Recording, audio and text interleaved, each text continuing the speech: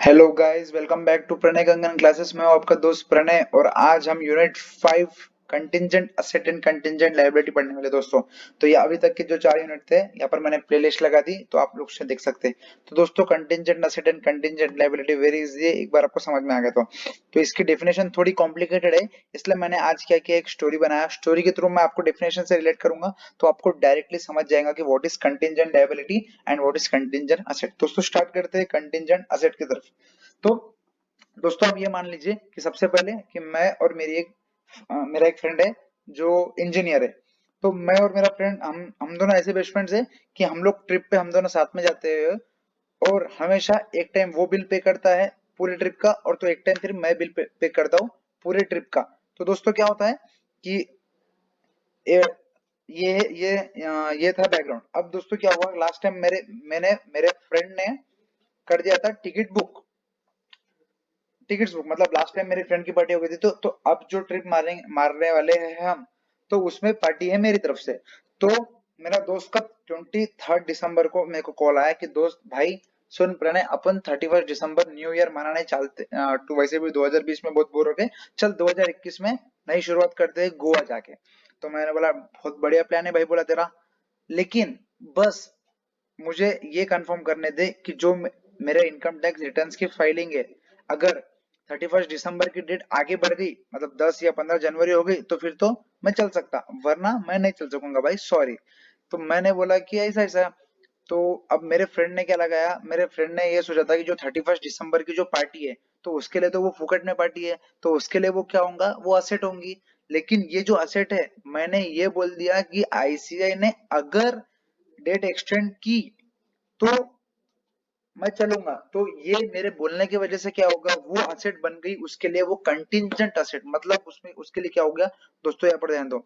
एक contingent asset, यहाँ तक, a contingent asset may be defined as a possible asset that arises from the past event। past event कैसे, पिछले बार उसने trip के पैसे दिए थे, तो वो पास्ट इवेंट की वजह से उसका ये जो ट्रिप है वो असेट है।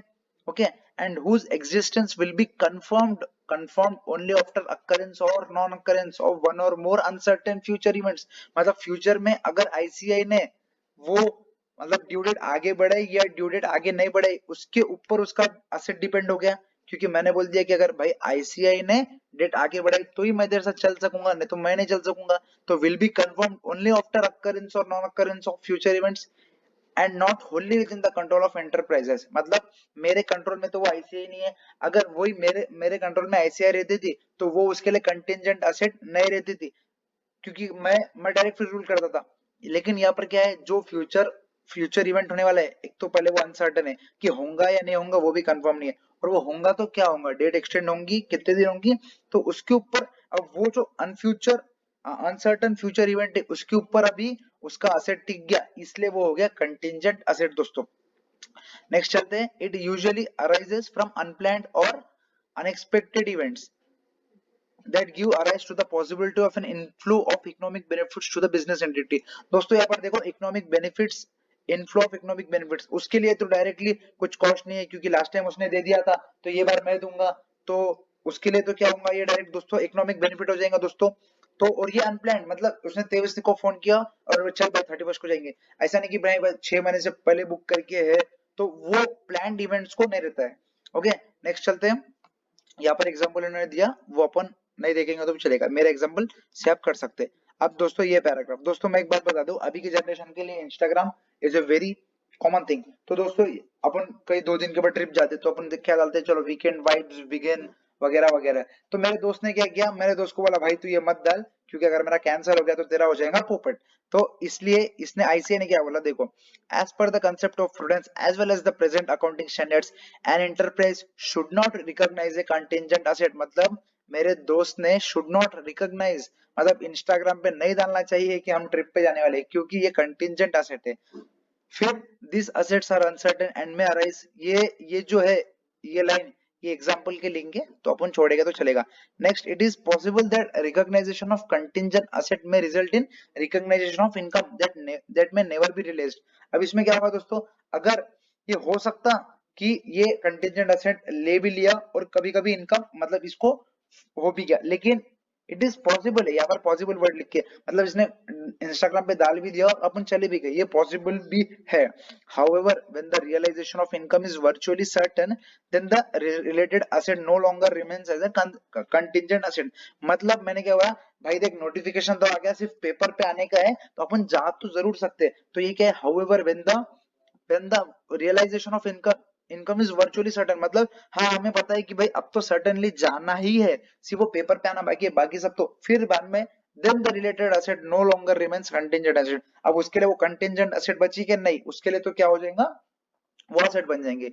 दोस्तों अब नेक्स्ट पैराग्राफ, ये क्या है देखो, एंड कंटिंजेंट, हाँ दोस्तों मैं आपको बता दूं, अब कंटिंजेंट एसेट ठीक है चलेगा, अभी इंस्टाग्राम पे नहीं डालते, लेकिन हम लोग को ट्रिप में जाने से पहले घर वालों से अप्रूवल तो लेना पड़ेगा कि सर सॉरी मम्मी पापा हम लोग ट्रिप पे जाना चाहते हैं। भले वो इंस्टाग्राम पे पोस्ट नहीं करेंगे कि हम जा रहे कि नहीं जा रहे, लेकिन घर पे तो सेफ साइड के लिए अपन परमिशन लेके रखेंगे ना। तो ये क्या है देखो दोस्तों, यहाँ पे उससे मैंने उसको लिंक किया कि an in contingent asset, a contingent asset need not be disclosed in the financial statements. Okay मतलब इंस्टाग्राम पे डालने की जरूरत नहीं है, लेकिन एक contingent asset is usually disclosed in the report of approving authority, that is board of director in case of company and the corresponding approving authority in case of the other enterprises। दोस्तों यहाँ पर देखो approving authority मतलब क्या हो गया, अपने घर में अपने अप्रूविंग अथॉरिटी हो जाती है मम्मी पापा। तो अपन भले इंस्टाग्राम पे that is financial statements upon disclose नहीं करेंगे, लेकिन अपन अप्रूविंग अथॉरिटी के रिपोर्ट में तो डाल के रखेंगे। बिजनेस अगर कंपनी रही तो बोर्ड ऑफ डायरेक्टर, और जैसे अदर इंटरप्राइजेस रहा तो अप्रूविंग अथॉरिटी को तो अपन बोल के रखेंगे कि मतलब हम ट्रिप पे जा सकते हैं, that is inflow of economic benefits is probable, कि मैं जा सकता हूँ। That's it. एक contingent assets are assessed continuously. अब मतलब ये अब जो मेरा फ्रेंड है वो क्या करेगा, हर हर हर एक मतलब एवरी मॉर्निंग फोन करेगा, भाई क्या हुआ अपना पक्का हुआ क्या, भाई क्या हुआ अपना पक्का हुआ क्या। अगर पक्का हुआ तो मैं कंटिंजेंट असेट में से निकाल के उसको असेट में तो डाल देता, मतलब मैं इंस्टाग्राम पे डाल देता क्या, मैं जाने वाले। देखो contingent assets are assessed continuously and if it has become virtually certain, मतलब अगर कोई नोटिफिकेशन आ गया जिससे अपने को लग रहा है कि गारंटी आप ट्रिप पे जाएंगे, if virtually certain that an inflow of economic benefits will arise, मतलब उसको लग गया चलो भाई अब नोटिफिकेशन अब तो जाना ही है, the asset and the related income are recognized in the financial statements of the period in which the change occurs। मतलब जैसे ही चेंज हुआ वो फाइनेंशियल स्टेटमेंट्स वो पीरियड के अंदर अपन डाल देंगे कि भाई अपने को कंटिंजेंट एसेट नहीं, अब मेरी एसेट है ये। दोस्तों समझ गए, this is nothing but contingent asset. दोस्तों वेरी इजी था, मैं आपको एक बार शॉर्ट में वापस बता दूं कि व्हाट इज कंटिंजेंट एसेट। आप डेफिनेशन खुद से पढ़ लोगे तो आपको समझ जाएगा क्या होता है। मैं और मेरा दोस्त एक बार वो पार्टी देते हैं, एक बार मैं ट्रिप पे जाते हैं, तो ट्रिप के पैसे देते हैं, तो लास्ट टाइम उसने दिया तो that arises from the past event, मतलब अब जो मैं दूंगा उसके लिए वो एसेट है।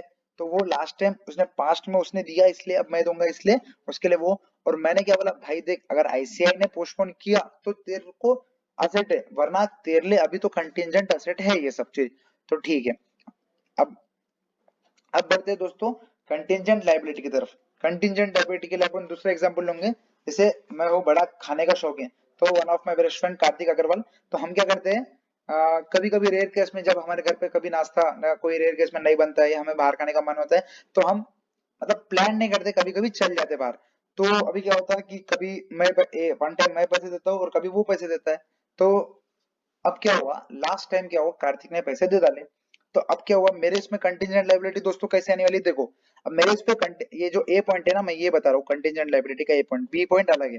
तो व्हाट इज कंटिंजेंट लायबिलिटी, अब मेरे तरफ देखो लास्ट टाइम अब कार्तिक ने पैसे दे दिए, कंटिंजेंट लायबिलिटी। अब तो जब अब जो नेक्स्ट टाइम हम जाएंगे तो अब पैसे देने की बारी मेरी, तो लायबिलिटी मेरी, लायबिलिटी तो मेरी है लेकिन मैं कंटिंजेंट लायबिलिटी क्यों बताऊंगा, अगर मतलब कार्तिक के मम्मी ने कोई कारण नाश्ता नहीं बनाया तो फिर हम बाहर जाएंगे। तो जब मतलब ये जो मेरा लाइबिलिटी है वो काय पे डिपेंड है, अगर दैट इज अकरेंस और नॉन अकरेंस और वन और मोर अनसर्टेन फ्यूचर इवेंट्स, मतलब कभी कार्तिक के घर वाले कहीं बाहर चले गए या नहीं बनाए, तो अकरेंस और नॉन अकरेंस मतलब उसके घर वालों की वजह से मेरे ऊपर जो लाइबिलिटी आ रही है, तो वो मेरे लिए तो कंटिंजेंट लाइबिलिटी है ना, and not with in the control of the enterprises. मतलब अगर कार्तिक मेरा जो फ्रेंड है वो जानबूझ के बोलता है कि नहीं मम्मी आज मत बनाओ, प्रणय की तरफ से पार्टी लेंगे, तो वो मेरे लिए कंटिंजेंट लायबिलिटी नहीं है, वो मेरे लिए लायबिलिटी है। पर मेरे लिए कंटिंजेंट लायबिलिटी क्या रहेंगी, अगर उसके मम्मी के कोई कारण नहीं रहा, अब लास्ट टाइम कार्तिक ने दिया था अब तो फिर मेरे को देने का है पार्टी, तो उसके वजह से जो मुझे देना पड़ा तो वो रहेंगी मेरी कंटिंजेंट लायबिलिटी। दोस्तों यहाँ पर डेफिनेशन देखो, a possible obligation that arises from the past events. Past events मतलब कैसा, लास्ट टाइम कार्तिक ने दिया था, अब तो फिर मेरे देने का है, that is past events, and the existence of which will be confirm only by occurrence और नॉन अकरेंस ऑफ वन और मोर अनसर्टेन फ्यूचर इवेंट्स। मतलब क्या, जो कार्तिक की मम्मी ने अगर नाश्ता नहीं बनाया या कोई कारण नहीं बना सके, अगर वो नहीं बना सके फ्यूचर में, दैट इज अनसर्टेन, आज बनाएंगे कल नहीं बनाएंगे परसों बनाएंगे ऐसा, and not होनली with in the enterprises, मतलब कंट्रोल ऑफ द एंटरप्राइज, अगर ये कार्तिक के कंट्रोल में नहीं है तो फिर वो क्या हो जाएंगी, मेरे में कंटिजेंट लायबिलिटी हो जाएंगी। दोस्तों इसमें क्या, second point, A present obligation that arises from past events. अब क्या हुआ, लास्ट टाइम भी कार्तिक ने खिलाया, लेकिन अब मैं इसको कंटिजेंट लायबिलिटी क्यों नहीं मानूंगा, इसके दो कारण। सबसे पहला कारण क्या है दोस्तों, कार्तिक ने क्या किया, 10-15 बार कंटिन्यू खिलाया, अब वो बोला कि भाई अब मैं 10-15 बार खिला दिया, अब तू मेरे को खिला।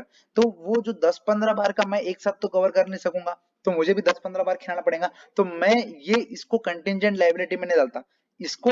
भले ही मेरे पास्ट इवेंट से ये मुझे लायबिलिटी आ रही है, लेकिन it is not probable that the outflow of resources, मतलब अभी जो मेरे पैसे जा रहे हैं, एम्बोडिंग इकोनॉमिक बेनिफिट्स, मतलब उसको जो बेनिफिट मिलने वाले, will be required to settle the obligation. वो क्या बोला, अगर मैंने एक बार उसको खिला दिया तो वो थोड़ी पूरी ऑब्लिगेशन को मेरी सेटल कर देगा, कि वो बोला कि भाई मैंने तो 15 बार खिलाया, तो सिर्फ एक ही बार में सेटल कैसे करेगा। तो ये जो पास्ट इवेंट्स की वजह से मुझे ऑब्लिगेशन जो आ रहा है, उस वो मेरा कंटिजेंट लायबिलिटी नहीं है। क्यों, क्योंकि मैं उसका पूरा सेटल नहीं कर सक रहा, सबसे पहली बात। और दूसरा क्या है, अब कार्तिक इतना गुस्से में आ गया कि वो बोला कि भाई 10-15 बार से मैं खिला रहा, अब तो तू जब पार्टी देगा ना, मैं अनशन खाऊंगा, मतलब मैं कितना खाऊंगा कि इतना खाऊंगा। तो उसमें क्या होगा कि अब मुझे पता नहीं कि अब कार्तिक कितना खाने वाला है, और मेरे को एक रिलायबल एस्टिमेट ही नहीं मिल रहा कि मैं मेरे जेब में से कितने पैसे खर्च होने वाले हैं। तो reliable estimate of the amount of the obligation can not be made, मतलब जो मेरे पे ऑब्लिगेशन आया उसका मैं अमाउंट ही नहीं निकाल सक रहा, तो मैं मेरे कंटिजेंट लायबिलिटी में नहीं डालूंगा। दोस्तों दोस्तों यहाँ पर हमने 3 पॉइंट पढ़े। सबसे पहले पॉइंट क्या था, हमने ये पढ़ा कि अगर कार्तिक की मम्मी ने कोई कारण नाश्ता नहीं बना सकी और लास्ट टाइम कार्तिक ने पैसे दिए, तो अब मेरे को पैसे देने पड़ेंगे। कोई कारण कार्तिक की मम्मी ने जब नहीं बनाया तो मेरे पे कंटिजेंट लायबिलिटी आ गई। दोस्तों सेकंड पॉइंट में कंटिजेंट लायबिलिटी तो है, लेकिन मैं रिकॉग्नाइज क्यों नहीं करूंगा, अगर 10-15 बार से कंटिन्यू कार्तिक खिला रहा है तो मैं एक बार में तो उसका ऑब्लिगेशन सेटल नहीं कर सकूंगा, मेरे को 1-2 बार से ज्यादा खिलाने पड़ेंगे। तो वो मेरा जब ऑब्लिगेशन सेटल नहीं हो रहा तो मैं उसको कंटिजेंट लायबिलिटी में नहीं डाल सकता। सेकंडली कार्तिक ने बोला कि मैं अनशन खाऊंगा, तो मैं बोला ठीक है, अब वो उसकी वजह से मैं रिलायबल एस्टिमेट नहीं निकाल सक रहा कि मेरे पे ऑब्लिगेशन कितनी बड़ी आने वाली है, तो वो भी मेरा कंटिजेंट लायबिलिटी में नहीं आएगा। दोस्तों दैट्स इट। अब ये क्या है दोस्तों, एक contingent liability is a possible obligation, ये जो पैराग्राफ में दिया, ये जो पॉइंट्स में दिया, ये पैराग्राफ में दिया, possible obligation arising from past events, मतलब लास्ट टाइम कार्तिक ने खिलाया, मेरे को खिलाना पड़ेगा, and may arise in future depending on the occurrence और नॉन अकरेंस और वन और मोर अनसर्टेन फ्यूचर इवेंट्स। मतलब दोस्तों ये क्या हो गया, कार्तिक की मम्मी ने नाश्ता बनाया नहीं बनाया उसके ऊपर। और नेक्स्ट पार्ट है ऑफ द डेफिनेशन, मतलब ये। और सेकंड क्या है, ए कंटिजेंट लायबिलिटी में also be A present obligation that arises from past events.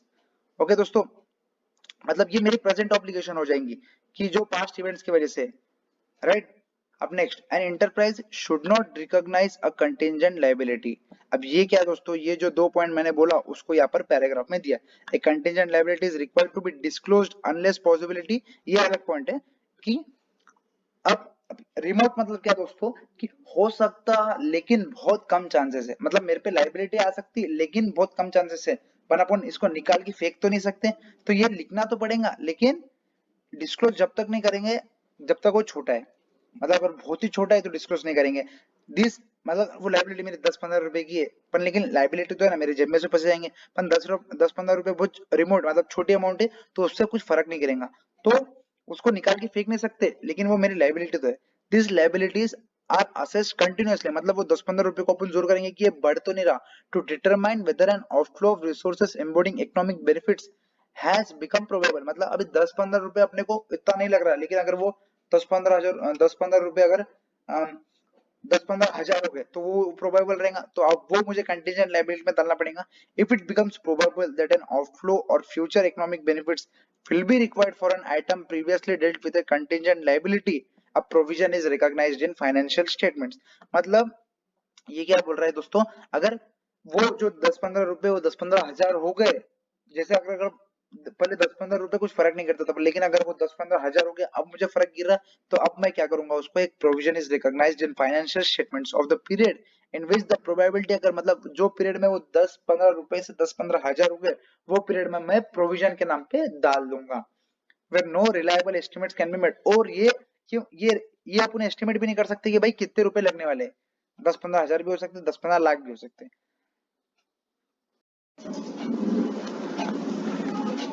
हाँ, तो that's it for this video guys.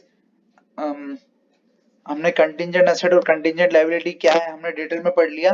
अब अगली वीडियो में differences between contingent liability and liability, और कंटिंजेंट लायबिलिटी और प्रोविजन, जो हमने प्रोविजन बनाया उसका और कंटिंजेंट लायबिलिटी का डिफरेंस क्या है, और इसके मैं एग्जांपल्स मैं कराना चाहूंगा। तो इसके नेक्स्ट वीडियो में अपन ये सब कवर कर लेंगे। तो that's it for this video guys. अगर आपको ये वीडियो पसंद आया तो प्लीज इसे लाइक शेयर एंड सब्सक्राइब जरूर करिए। Thank you guys, thank you so much.